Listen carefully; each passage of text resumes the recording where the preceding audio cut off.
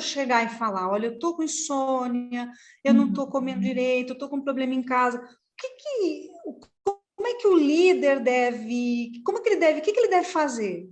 Como é que ele deve, para onde ele deve se dirigir, para quem ele deve procurar? Eu vejo assim, o líder precisa abrir espaço, né, claro, e às vezes ele não sabe para onde direcionar. Eu acho que ter uma área de gestão de pessoas, que pode ser numa figura de um business partner, pode ser numa figura de um consultor interno, que faça essa ponte, né, que esteja próximo da liderança para poder escutar e direcionar também para uma área de cuidado, né? Geralmente a gente tem um SESMIT, ou a gente tem uma medicina, uma área de cuidar com psicólogos, com pessoas que o acolham, né? Porque ele não sabe o que fazer de fato, mas ele precisa sentir que a gente pode direcionar essa demanda, ou para um grupo de apoio interno que a gente tenha dentro da empresa, não deixar essa pessoa sair, né? Assim, eu acho que fazer esse acolhimento imediatamente e daí direcionar, né? Porque aí a gente vai ter todas as práticas internas, né, do que fazer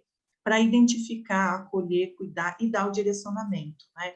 Ele não sabe, muitas vezes, como lidar com isso. Ele precisa saber que tem alguém que ele pode acionar ali de bate-pronto. É a parte que eu mais gosto, né? Porque é quando você vai ver, de fato, aquele último círculo lá, a psicopatologia, né? O que está acontecendo? Então, você vai fazer a ausculta, né? Você vai fazer o acolhimento qualificado, né? Então, o que você vai propor para o paciente? Que ele te conte a demanda, a queixa principal, né? Entender quanto tempo isso está acontecendo, quais os fatores que ele acha que foram os precipitantes, quais os agravantes. Assim, você vai ter que destrinchar, como médico, você vai ter que destrinchar, né? Quais esferas da vida do paciente ali estão sendo afetadas por aquela demanda. Na questão específica que você colocou, Cláudia, eu imagino, por exemplo, um paciente que tem, né, uma queixa específica do trabalho, que a queixa dele, que o diagnóstico dele é esgotamento, né? E ele vai me falar, olha, meu chefe me colocou tais funções, eu não estou dando conta, né? Eu segurei por um tempo. Isso acontece muito no consultório, né? Eu segurei o quanto que eu podia, mas não consigo dar conta, né? E agora estou aqui. E aí, não só pode ter uma síndrome de esgotamento profissional isolado, como o Fabrício trouxe, né? Essa frustração vai puxando outras comorbidades, né? Então, talvez um transtorno depressivo maior ou uma ansiedade generalizada, o paciente começa a ter crise de ansiedade no trabalho, né? Porque se sente insuficiente, né? Começa de uma forma como gatilho, depois se torna uma coisa que já não é motivada por nada, ele tem crise do nada, você não tem como prever, e aí já começa a ser um problema maior. Então, na minha escuta como profissional de saúde, eu vou destrinchar esses fatores de gravidade, né? E aí, claro, isso vai ter uma série de pormenores, né?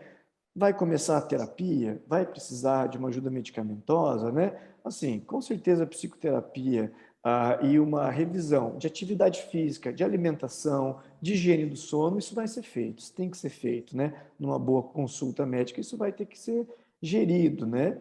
E, claro, precisa de um medicamento? Precisa. Ótimo, então vamos fazer. Qual a melhor opção? Qual o perfil farmacológico que esse paciente vai se adaptar melhor? Às vezes tem paciente que fala, eu não quero ficar sedado, eu não quero perder hora de emprego, eu quero voltar para o meu trabalho, né? Então, você adequa isso. E aí você tem que tomar esse cuidado, que eu acho que é o fundo da questão, o fundo da pergunta vai gerar um afastamento, né? Isso vai gerar um afastamento de fato ou não? Então, essa sempre, aí eu entro como vilão, né? Porque daí eu vou carimbar o afastamento, né? Aí, É, assim, aí você vai ter que colocar critérios. Por exemplo, esse paciente de fato está exaurido, ele me mostrou sinais de gravidade. Por exemplo, você bem claro que, por exemplo, esse paciente tem um risco de suicídio, né? Como colocou aí o Fabrício, 750 mil suicídios num ano, né? E da onde que vem esses números? Pois bem, vem dessas pessoas que estão ali para se consultar e que às vezes não tiveram uma escuta qualificada ou uma escuta na hora certa, né? Então, se for um risco desse, que é um risco de exposição social, né? Um risco de vida, tem paciente que às vezes não tem pensamento de morte, não traz questão de suicídio, mas, por exemplo, me traz uma história que bateu o carro voltando do trabalho, por desatenção ou por sonolência, né? Então está exaurido, então a gente tem que cuidar disso. E aí eu vou colocar para os gestores hospitalares que estão nos escutando que a classe de trabalhador mais afetada é o trabalhador da saúde, né? Porque é o cuidador de pessoas, né? Isso tanto o profissional com CRM, com CRP, né?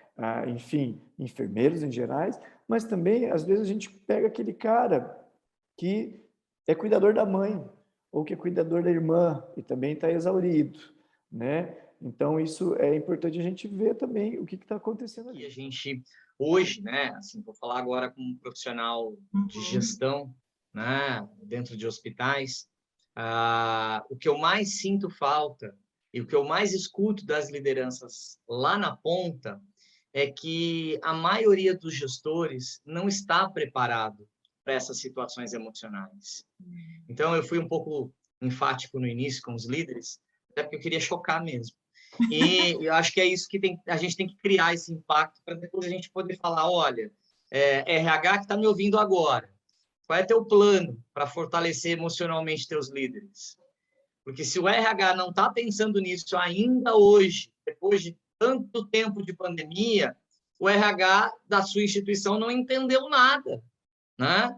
Então, assim, qual é meu plano de gestão estratégica de pessoas para fortalecer emocionalmente meus líderes, num primeiro momento? Porque quantas histórias a gente não viu, o Dr. Afonso também, no Bairral, né? No Instituto Bairral, deve ter colecionado histórias, de repente, assim, chega lá um líder exaurido, esgotado. Por quê?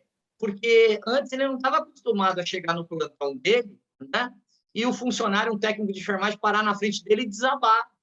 E quantos não desabaram? E o enfermeiro que está ali na função de liderança não saber nem o que fazer. Não travar junto, chorar junto.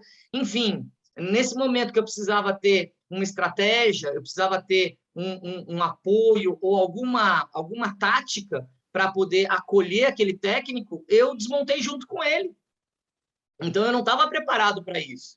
Então, volto aqui, né? RH, qual é o teu plano para preparar emocionalmente, fortalecer emocionalmente os líderes? E aí eu estava ouvindo o doutor Afonso e a Mary falar, né? E me ocorreu aqui como gestor, o quanto não seria bom, além desse fortalecimento, né? De fazer isso, de ter... Eu lembro que o São Camilo, uma vez, há algum tempo, na época que o enfermeiro Sérgio Luz era diretor assistencial do hospital, que eles criaram oficinas do ser. E nem se falava em pandemia, nem nada. O funcionário saía, sei lá, 20 minutos, né, a cada semana. Funcionário da assistência, saía 20 minutos e ia para esse local de descompressão, onde ouvia essa escuta, onde havia ali um momento onde ele partilhava das dores, da ansiedade dele junto com os colegas. Né? É a velha frase que todo mundo gosta de usar, mas poucos hospitais adotam. Quem cuida de quem cuida? Né? Então, isso é bacana. Esse trabalho que você fez, Mary, é fantástico. E aí, a minha pergunta final para vocês, né? Porque eu acho que a gente precisa disso. Né? O gestor não sabe identificar essas questões de saúde no ambiente de trabalho. A maior parte dos gestores não está preparado para identificar. Muitos deles subestimam os sinais, né? Não leem sinais dos colaboradores, não sabem ler os sinais. Eu acho que, assim, não sei, na opinião de vocês, queria ouvir, mas eu acho que seria tão bacana se a gente pudesse aliar a psicologia, a psiquiatria e o RH e traçar ali, né, um checklist, não médico, mas um checklist inicial para o líder. Olha, se isso acontecer, mas com exemplos práticos do dia a dia do hospital. Se isso começa a acontecer, sinal amarelo. Se isso aparece, se tem mais isso, está na hora de você abordar esse colaborador, está na hora de você chamar para conversar, tomar um café e ouvir. E se você perceber que na conversa evoluir para isto, é a hora de você chamar o RH, é a hora de você chamar o SESMIT, é a hora da gente ir para este plano. O que falta, na minha visão, é script. Nós não temos script. A gente vai pelo feeling. Se o líder tem mais facilidade de ler sinais, ele avança e identifica um problema. Se não, leva tempo. E tempo, às vezes, pode ser, né, crucialmente importante num tratamento. Então, assim, eu diria para vocês, e a minha pergunta é, não valeria a pena a gente tentar iniciar esses líderes com primeiro, não só com um checklist, mas com um treinamento em cima disso, obviamente, mas com um checklist onde ele pudesse ter ali, né, no celular dele, pera lá, deixa eu lembrar aqui quais são os sinais que eu preciso observar para ele poder identificar e cuidar melhor da equipe? Olá, meu nome é Cláudia Palmucci e tenho um convite especial para você que acabou de assistir esse vídeo. Se você gostou, dê um like aqui embaixo, dizendo também para a gente suas sugestões de temas, comentários, dúvidas, para que a gente possa fazer a nossa próxima live na Quarta RH. Lembre-se também de se inscrever no nosso canal para receber nossas notificações de novos vídeos. Muito obrigada!